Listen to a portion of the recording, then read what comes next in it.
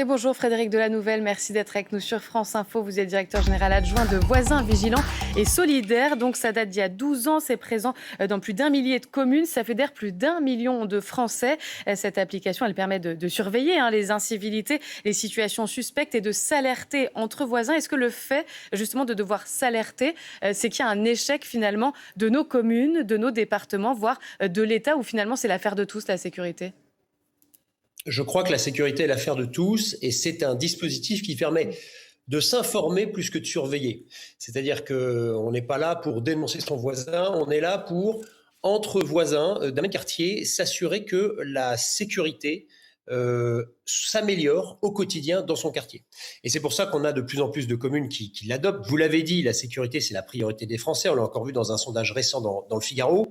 Nous, on a fait une étude il y a quelques temps avec un cabinet indépendant qui nous a montré, on a fait une étude, un sondage, pardon, avec l'IFOP, qui nous a montré que 84% des maires qui ont adopté le dispositif voisins vigilants constatent une baisse du nombre de cambriolages et 89% constatent une baisse du sentiment d'incivilité de leurs administrés. Donc c'est un dispositif, pour répondre à votre question, qui vient compléter les autres dispositifs. C'est une brique supplémentaire dans la politique de sécurité d'un maire.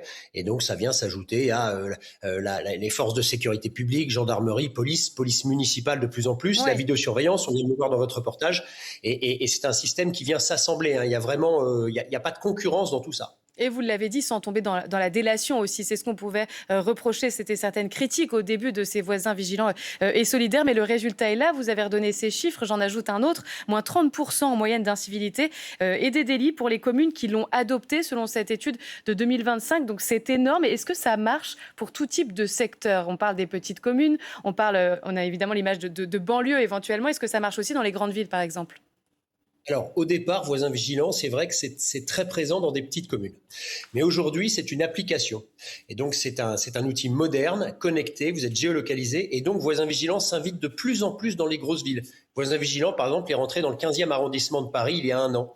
Et est rentré dans de grosses agglomérations un peu partout en France. Aujourd'hui, 10% des communes d'Île-de-France, par exemple, ont adopté le dispositif. Donc c'est un dispositif qui s'étend de plus en plus sur des quartiers qui sont de tailles différentes, des populations de catégories socio-professionnelles différentes et qui est en train de conquérir progressivement de plus en plus de Français. Parce que la sécurité est au cœur du débat et que cet outil vient répondre de façon efficace. Vous Également parliez dans les de très grandes villes, pardon Frédéric Delanouvelle, pour rester sur les secteurs concernés, Grenoble, Nice, Toulon, c'est vrai, s'intéressent à ce dispositif. Ce sont des endroits, les grandes villes, très denses, avec beaucoup de population, qui favorisent finalement la délinquance, dans le sens où déjà il y a plus de monde et en plus il y a une certaine forme d'anonymat.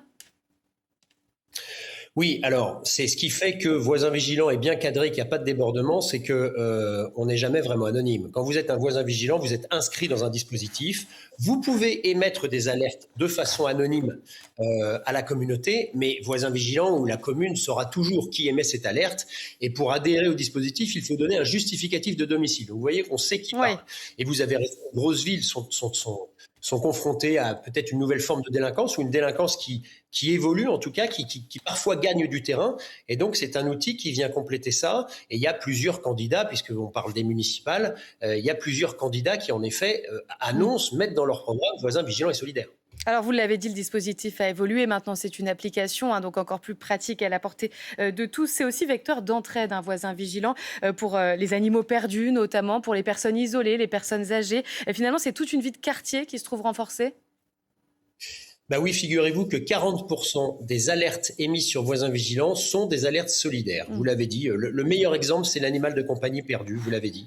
Et c'est vrai que c'est un outil qui, par conséquent, crée du lien et du lien entre les voisins et dans les quartiers.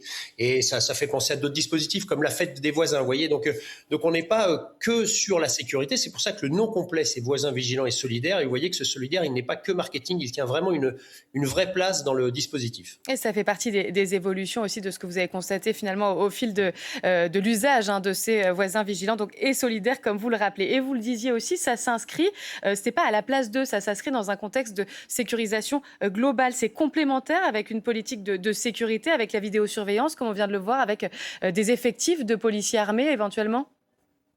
Oui, parce que, si vous voulez, ça a plusieurs intérêts. Pour les voisins, au-delà du fait de se connaître, ça leur permet de s'informer sur des choses pour lesquelles ils ne préviendraient pas forcément les forces de l'ordre. Bon, un véhicule suspect, par exemple. Et puis pour la mairie qui adopte le dispositif, ça a d'autres avantages.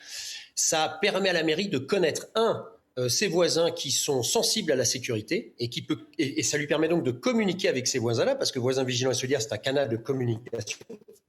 Ça leur permet de faire de la prévention parce que beaucoup de maires utilisent l'application et ce canal de communication pour par exemple, avant les vacances, envoyer un message aux administrés pour leur dire les vacances arrivent, quelques bons conseils pour éviter les cambriolages, par exemple. Vous voyez. Et puis, c'est aussi un outil qui permet d'avoir de la data sur la délinquance dans sa commune pour les maires. Parce que il y a un certain nombre d'infractions qui peuvent être commises.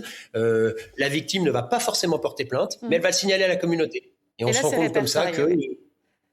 Merci Absolument. beaucoup Frédéric Delanouvelle d'avoir été avec nous sur France Info pour en parler. En tout cas, ce dispositif, Voisins Vigilants et Solidaires, il séduit de plus en plus de municipalités. C'est pourquoi on en parle aussi à 4 jours maintenant de ce premier tour des municipales en France. Il est presque 13h sur France Info. On se quitte comme chaque jour pour ce 11-13 avec un nouveau journal de Valentine Desjeunes. Et au 12e jour de la guerre au Moyen-Orient,